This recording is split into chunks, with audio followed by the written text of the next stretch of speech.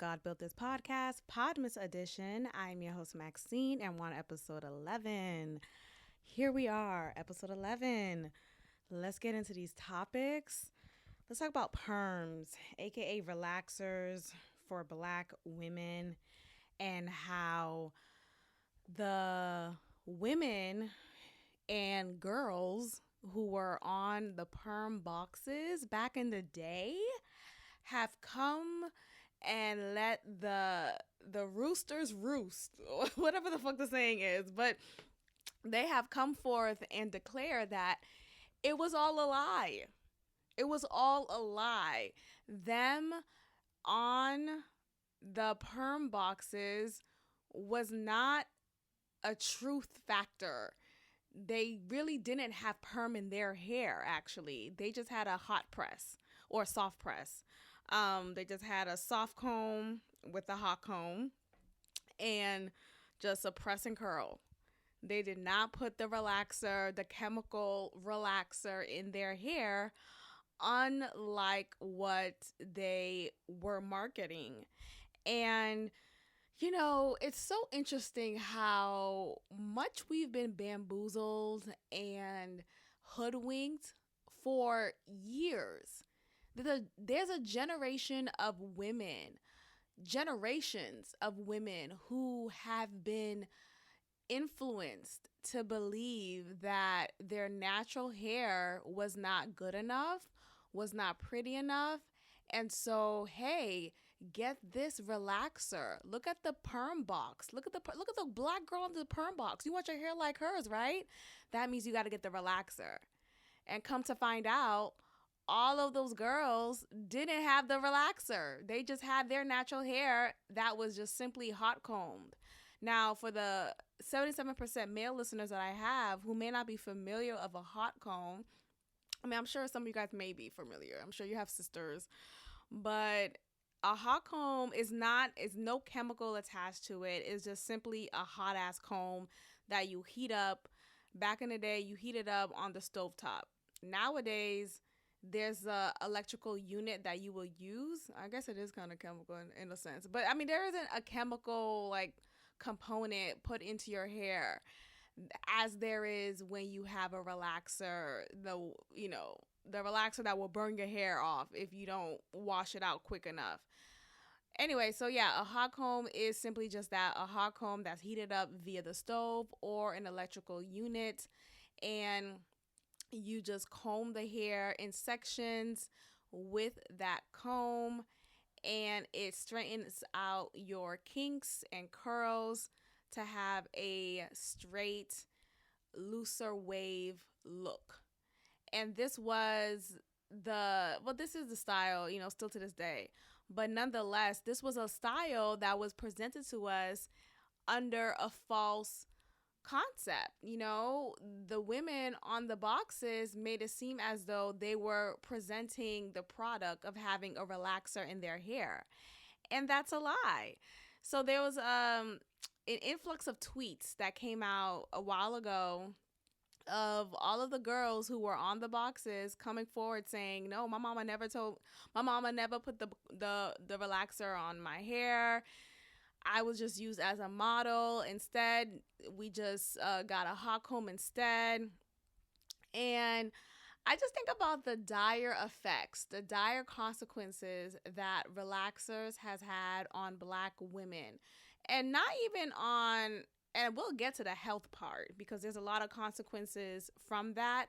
That is alleged. It hasn't necessarily been scientifically, or there hasn't been some legal cases that has proven it irrefutably, but there is a good case. There's a strong correlation that fibroids and just uterine issues, maybe even endometriosis, but stuff like that may have been contributed because of the consistent use of relaxers, especially at such a young age while your hormones are already raging.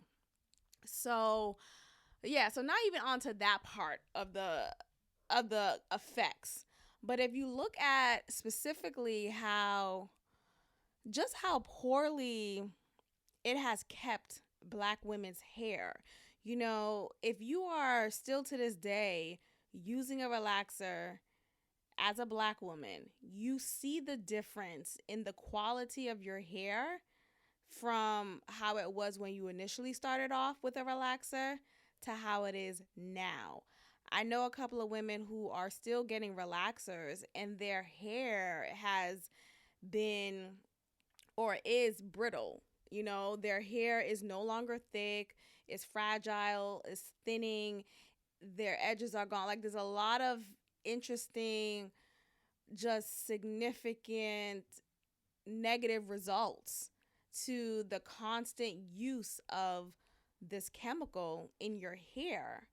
And when you just compare it to how initially you start off and your hair was still thick and full, right? Your hair had vitality then, but now your hair is falling apart.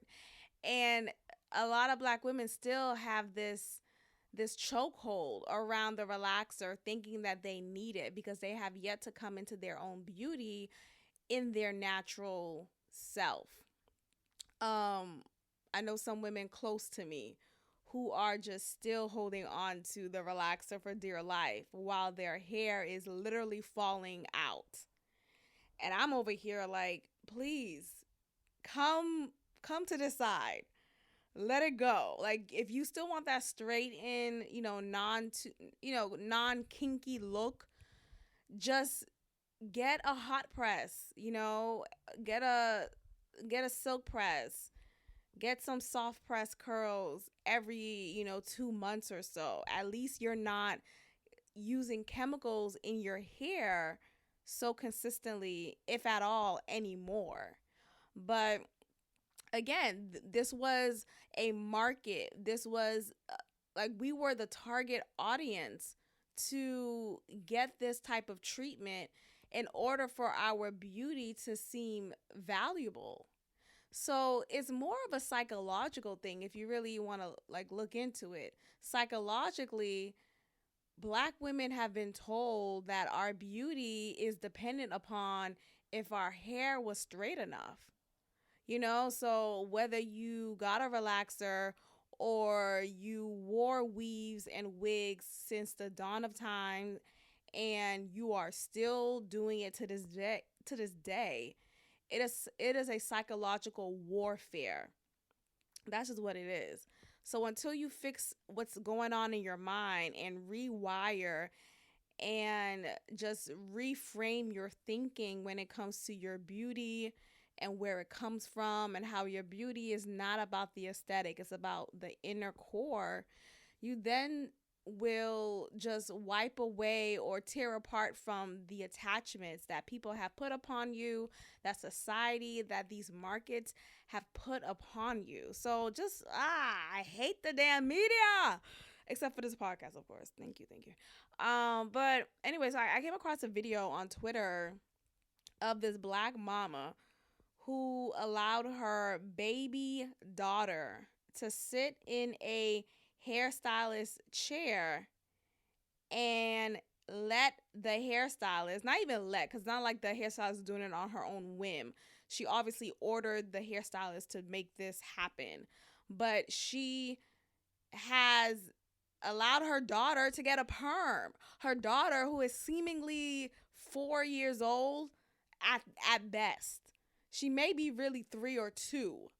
Okay? And the daughter already has some hair, but she, the hair's not like super, super long or anything she just fucking got on this earth. Like, what are we doing?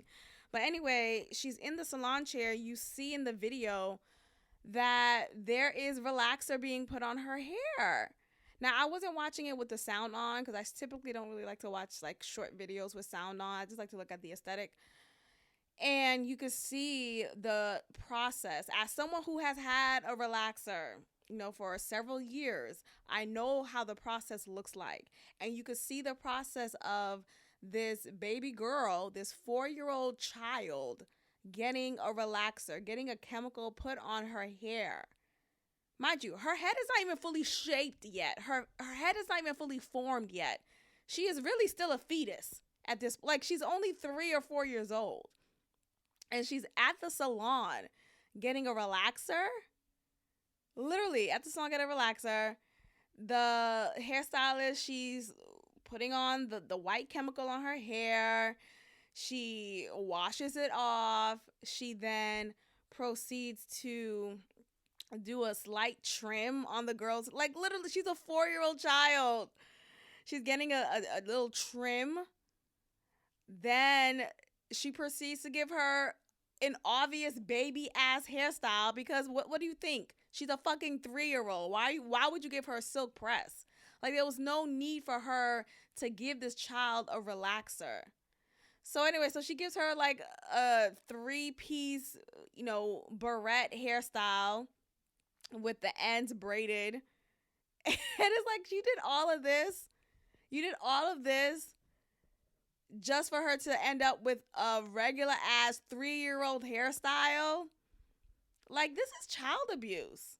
Someone should have called CPS, 911, SUV, all of that. This is a special case for Olivia Pope, for Olivia Benson, all the Olivias, because what in the world? And I just think about it like, damn, this young girl is already, she just became a thought, and finally just became an actual avatar in this world. And now she has to deal with this expectation of white aesthetic beauty put upon her, and live up to her mother's expectations of how she should look like in order to be beautiful. Like, what a bad rap. At this point, just put the kid in shelter and foster care and all these things, because this is embarrassing, and I just felt so bad for her, but this is obviously not this is not new. This is of the norm within the community of Black women, of Black mothers, because they were forced to believe this lie. And for the women on the boxes of the perms to come forward and say, hey, actually, we never got the perm that we promoted, that we were paid to promote. I can't even put it on them. They were paid to promote. They did a job, and they did their job well, obviously. But I just think about, like, damn, everything really has an agenda. Not only has it affected our self-esteem and just our psychological perception of beauty, of ourselves, of all of that, but it also has a significant impact on our health. Fibroids have been heavily linked to relaxers. Same for endometriosis, same for cysts. All of these ovarian issues that women, actual women, not these trans motherfuckers, women deal with. All because we were told a lie. And how coincidental is it that fibroids is more of an issue for Black women than it is for white women? Not to say, of course, I'm sure there are white women who do have fibroids, all these things, but it is such a stark difference that Black women have more issues with their uterus. It all correlates. It all correlates, y'all. And I'm just over here like, wow, this is the fucking world. And I just, I really hope that I have done my part in influencing everyone to just think. Ask questions. Don't just acquiesce. Don't just go along with the get along. Don't just shut up and put up. No, shake the table. Ask your questions, do your research, and figure out, well, I don't know if this is the right choice for me and my body and my mental health. So say no to relaxers. Let's talk about this Holy Trinity threesome that this priest got caught up in. My God, today. I just got wind of this story a few moments ago. I'm like, oh my gosh, I have to talk about it because this is spicy. So this is priest, a Jesuit priest. So that's already a red flag, right?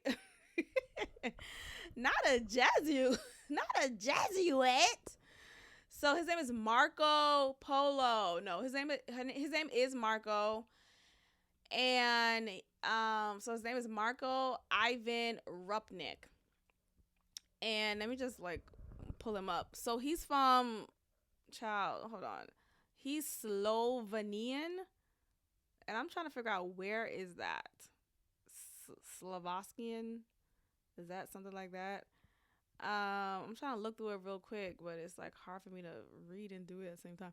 Anyway, so he's a priest nonetheless. Just look it up. And he has been accused of sexually assaulting women. 20 women at that. At least that's the number at this moment. And from Italy, okay? So anyway, so he has been accused of sexual assault, sexual abuse, and inciting nuns to a threesome. Yes, I said it. A threesome with nuns. This is a priest, you guys.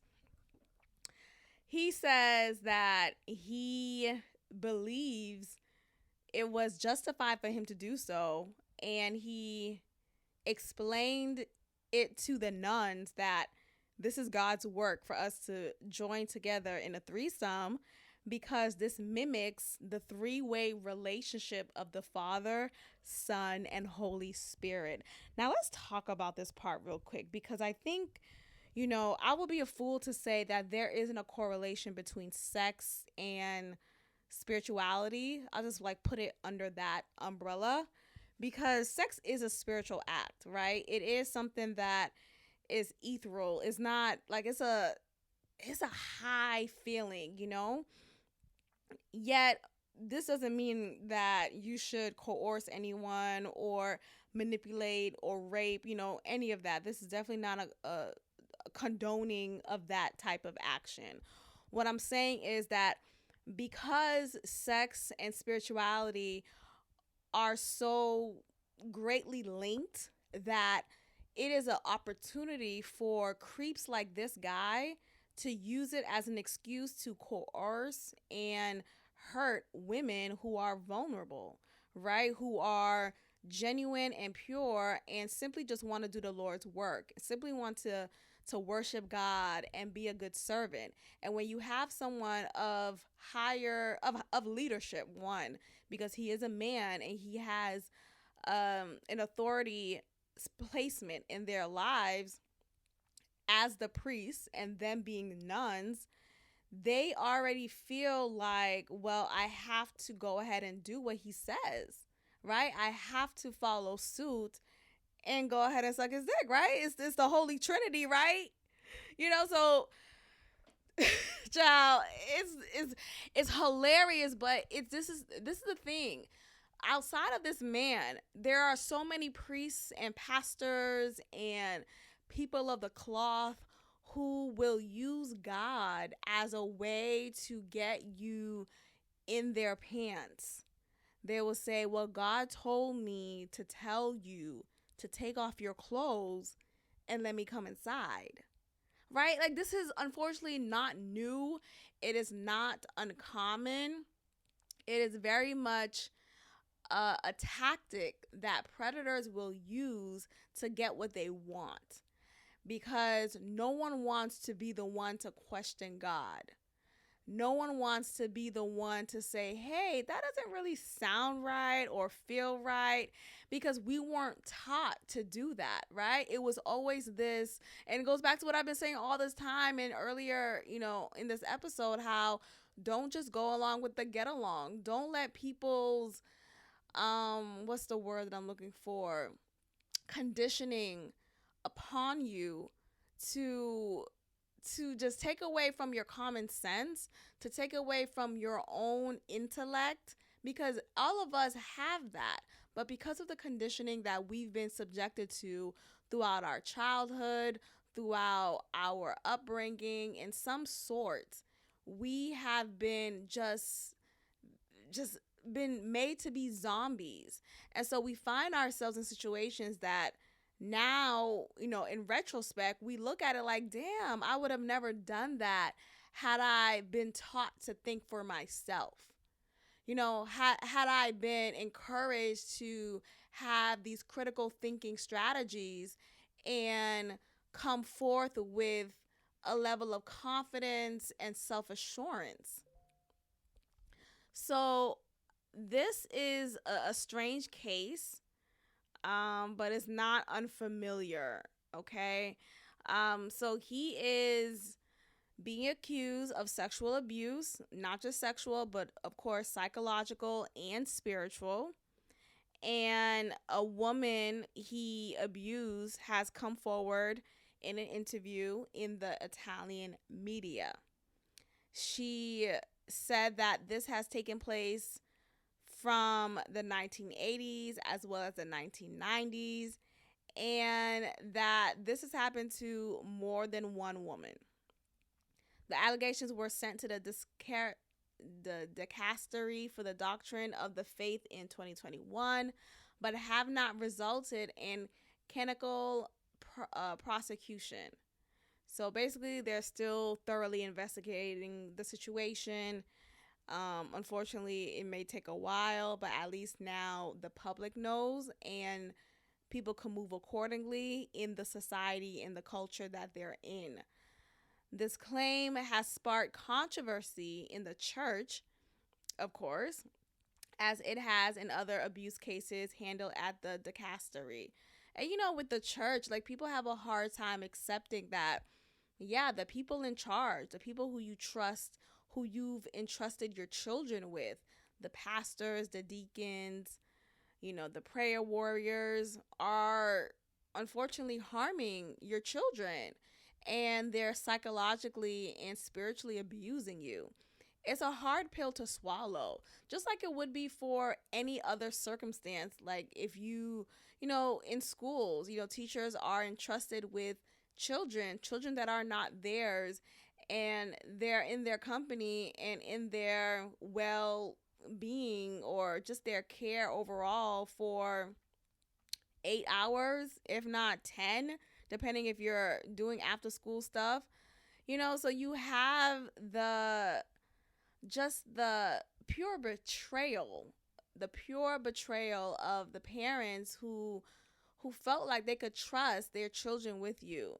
And for something like this to come forth it's just disgusting, and it unfortunately makes people feel like they can't trust people, or they have to just homeschool or do everything on their own because of how some people, some predators will slip through the cracks.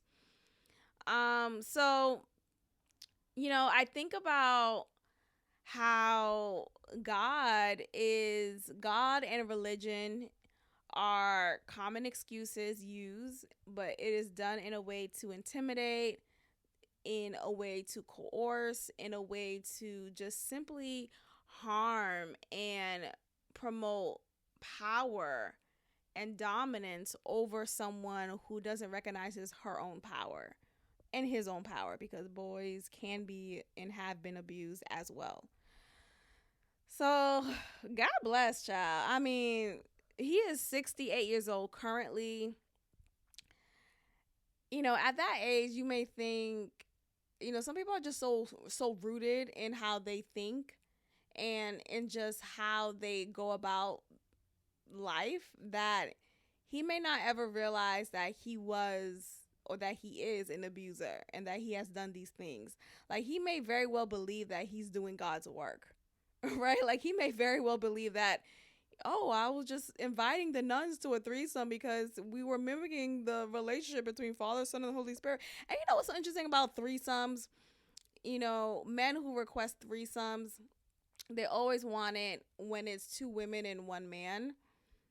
And I'm not saying I don't know. What I'm saying is, say if the nun, I don't know, what if the nun was like, well, let's have another nigga here, type of thing. I don't know. My point is, I don't know why I brought that.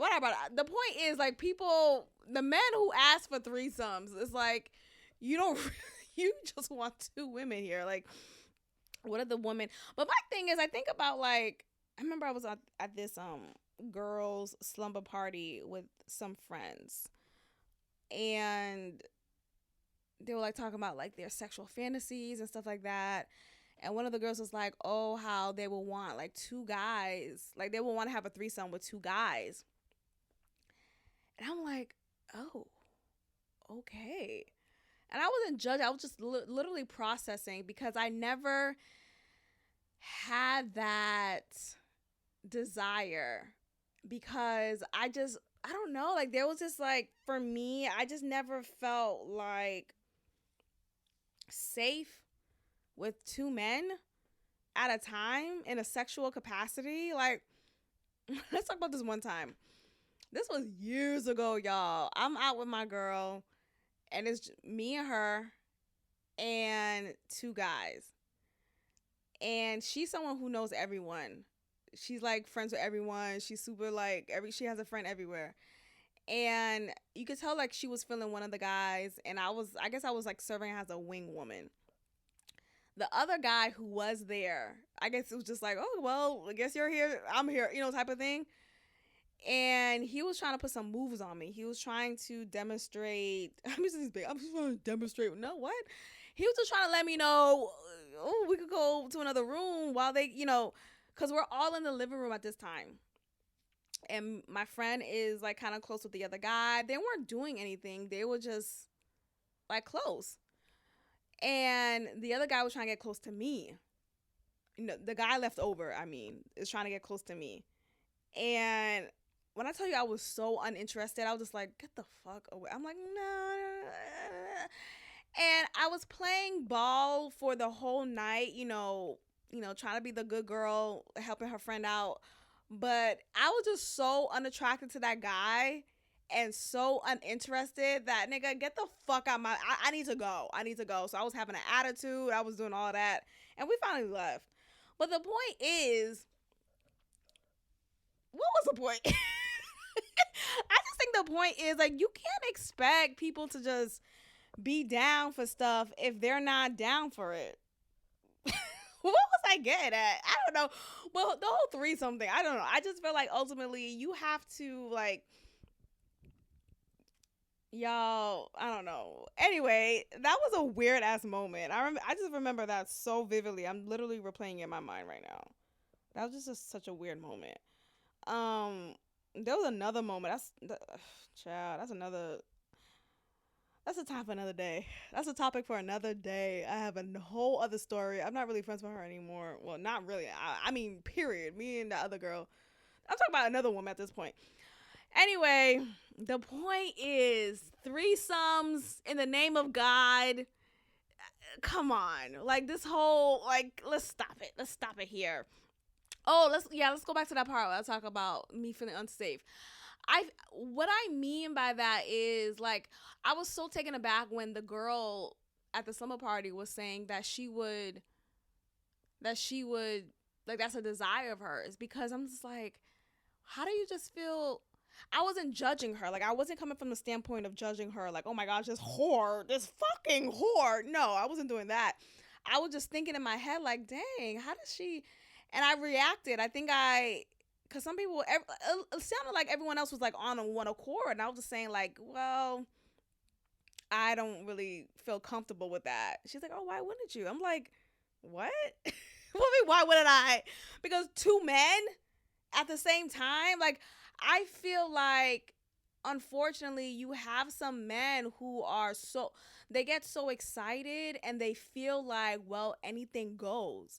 And you may be in a position that you don't want to be a participant anymore, right? Like, you may not want to do that, but he's so excited and he wants to do that. And now you're subjected to two men in a room, y'all naked, like, literally, like, you're at their whim. So that's where my mind goes. Like, that, I'm not up, like, what? Like, I don't look at it from this, like, lighthearted standpoint. Like, if I don't want to do anal and the guy really wants to stick it up my ass, and the other guy in the room, he's like, come on, Maxine, it's so fun, let's do it. I'm like, no, I'm not really down. Okay, boom, one guy pins me down, and then boom, I'm getting anal raped. Like, that's what comes in my mind. So I just feel like one, I already don't have enough force to attack one man. Maybe I could try my best and like get something, get a cast iron skillet atop his head. But two men, I'm not putting myself in that position. That's my point. So when I think about men asking for threesomes, yeah, I think yes, it's better for the women to have just two women and the man. So when I think about like, when women would be like, well, what if I want another man in the room? It's like, why would you want another man in the room? Like, why would you want that? Like, why do you want the possibility of another man in the room who could potentially do something that you don't want to do, and now you're in a position where you really don't have a choice, and now you're coerced to doing something, and now you're anal raped? Why would you want that? Like, that's where my mind goes. And so I don't know. I don't really rock with that. And it'll be a case for SVU. Did I say SUV earlier? I think I said SUV earlier, like earlier on. I meant SVU, Special Victims Unit. All right, you guys, I'm going to end it here. Thank you so much for listening, and I will check in with you guys tomorrow. Tomorrow's the last day of PODMAS, the 12th episode. Oh, no, 12th. That'll be tomorrow, so I will check in with you guys then, and goodbye. Tell a friend, and thank you so much. Bye-bye.